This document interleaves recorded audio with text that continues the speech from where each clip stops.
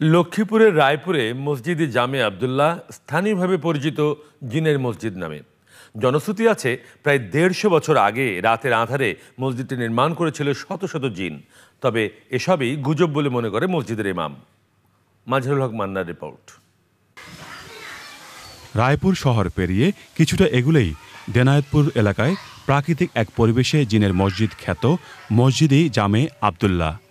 এলাকার সম্ভ্রান্ত পরিবারের সন্তান মাওলানা আবদুল্লাহ ভারতে শিক্ষা শেষে দেশে ফিরে ভারতের দিল্লির শাহী জামে মসজিদের নমুনায় 1888 সালে এ মসজিদটি প্রতিষ্ঠা করেন।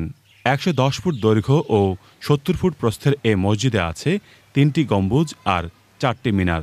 এর একপাশে সিঁড়ি মসজিদের নিচে নেমে গেছে, সেখানে সবসময় থাকে পানি। মাটি থেকে 13 ধাপ সিঁড়ি পার হয়ে প্রবেশ করতে হয় মসজিদে। ভিতরে রয়েছে হালকা কারুকাজ। 6 লাইনে নামাজ আদায় করতে পারেন 5 শতাধিক মুসল্লি। জিনের মসজিদে নামে পরিচিত থাকলেও মসজিদের ইমাম মনে করেন এর কোনো সত্যতা নেই। মসজিদের কাজটা সাধারণত রাত্রেবেলা বেশি হতো। এলাকার লোক বিনা পারিশ্রমিকে রাত্রে এসে কাজ করে দিত। জনগণের মাঝে জিনের মসজিদ নামে একটা গুজব রটেছে, ওই নামে এখন মানুষ, সারা দেশের মানুষ চিনে। মসজিদের পাশেই কওমি মাদ্রাসা আর মুসাফিরখানা, সামনে বিশাল পুকুর। প্রতিদিনই বিভিন্ন জায়গা থেকে নানা বয়সী মানুষ দেখতে আসেন মসজিদটি। দেখতে আসলাম এবং বিশেষ একটি বৈশিষ্ট্য হলো মসজিদের নিচের তলা একটা পুকুরের মতো। এটা আসলে অনন্য একটা বৈশিষ্ট্য, আমি বাংলাদেশে কোনো মসজিদ এটা দেখিনি।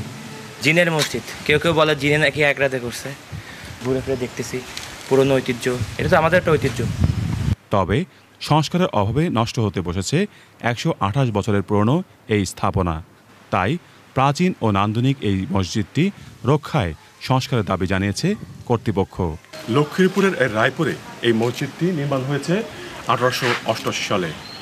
মাওলানা আবদুল্লাহ নামক এক ভদ্রলোক নির্মাণ করেছেন এই মসজিদটি, বা এই মসজিদটি পর্যটনের অন্যতম আকর্ষণ হতে পারে। লক্ষ্মীপুরের রায়পুর থেকে মাজহারুল হক মান্না, চ্যানেল আই।